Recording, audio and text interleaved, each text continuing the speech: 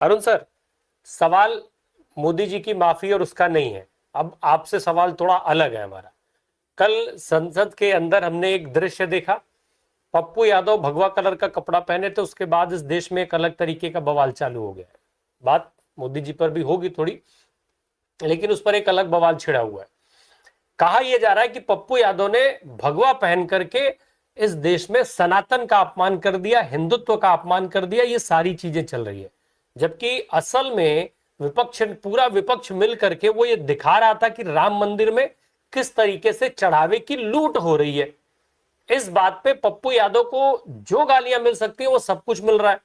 भाजपा के लोग बाकायदा पप्पू यादव की शव यात्रा निकालने में लग गए, शव यात्रा निकाल रहे हैं। बाकी जो कुछ मेन स्ट्रीम मीडिया कर रहा है वो तो कर ही रहा है। सनातन धर्म और भगवा का जो कनेक्शन है, क्या कॉपीराइट है? क्या भगवा कपड़ा पहन लेना सनातन का अपमान हो गया? मुझे अगर भगवा कलर की शर्ट पहननी है तो क्या उसके लिए क्या शर्तें होनी चाहिए इस देश में? भगवा पे पेटेंट है क्या? भगवा कोई कलर होने की बजाय हिंदू का प्रतीक है, हिंदुत्व का प्रतीक है, सनातन का प्रतीक है। कोई मतलब उस पर कॉपीराइट है किसी का? सर, पहली बात तो ये है कि भगवा रंग अगर ये कहा जाता है कि इसका किसी धर्म विशेष से नाता है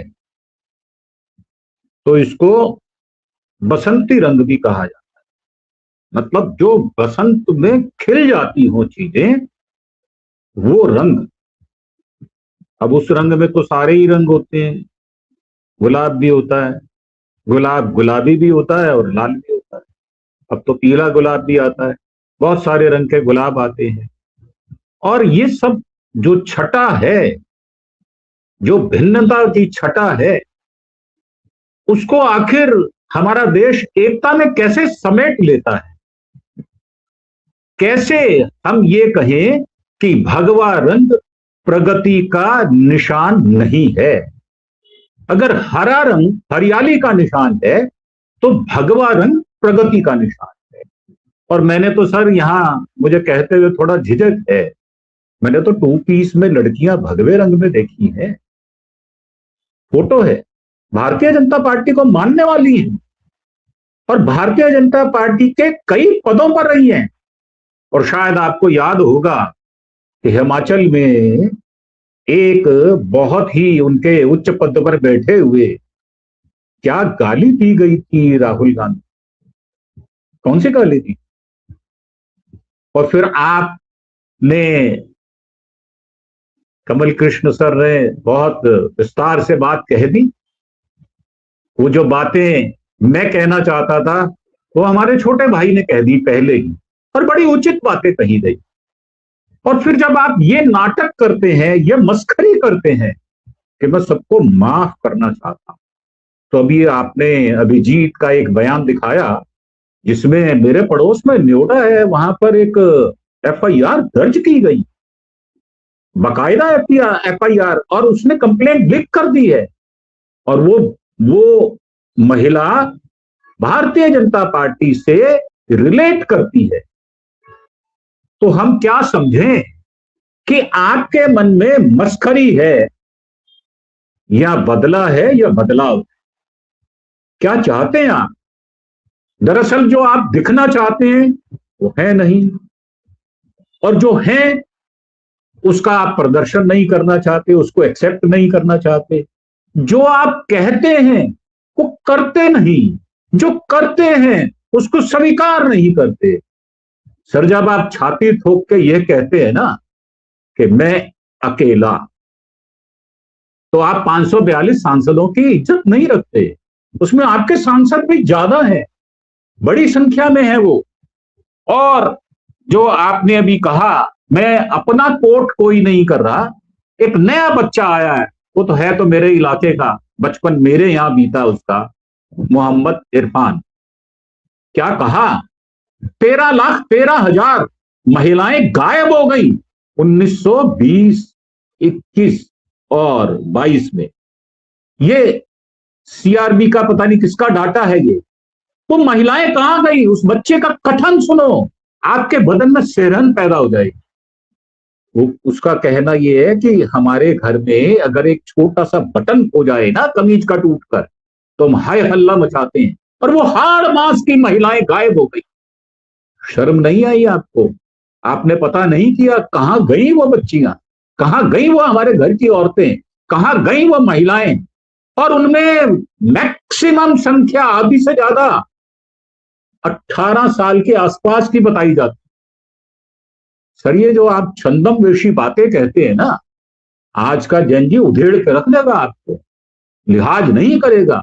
और मैं अक्सर कहा करता हूं, अपने बच्चों के लिए नहीं, पूरे विश्व के बच्चों के लिए, सर कोई भी, मैंने कल भी आपके चैनल पर कहा, कोई भी अपराधी जिसने कत्ल भी कर दिया हो, क्या उसका मां बाप उसको छाती से नहीं लगाता, उसकी जमानत नहीं करवाता, उसको सुधार करने के मौके नहीं देता, उसके साथ नहीं खड़ा रहता? कहां खड़े हैं आप नौजवान के साथ? और फिर नौजवान की बात क्या करूं, 15-15 साल की बच्चियां कह रही है पाखाने में पानी नहीं है, और आप बात करते हैं शौचालय।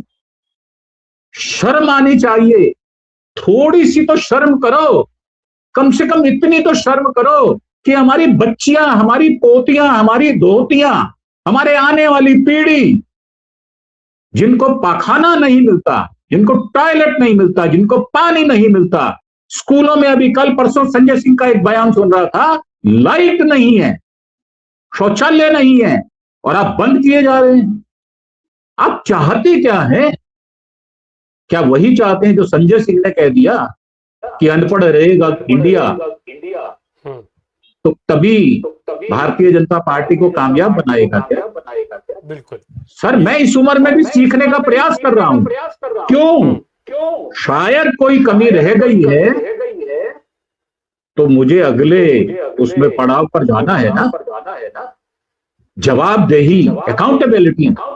आप नाटक करेंगे तो आपके नाटक को सर कोई नहीं बर्दाश्त करेगा, कम से कम जैन जी, जैन अल्फा नहीं करेगा, तो आपको जवाब दे। और पप्पू यादव ने जो किया वो तो एक वैचारिक के साथ साथ एक मंचन ऐसा था कि आपको एहसास कराया जाए, एक नुक्कड़ नाटक की तरह था। मुझे याद है दिल्ली गवर्नमेंट में एक डिपार्टमेंट था आर्टिकल्चर का, उसमें छोटे छोटे नुक्कड़ नाटक हुआ करते थे, तो आपको चेताने के लिए किया उन्होंने।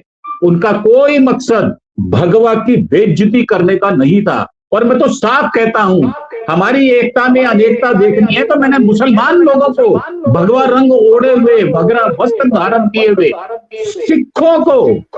सिखों में साधुओं को, ईसाइयों को केरल में मैंने देखा है अपनी आंखों से।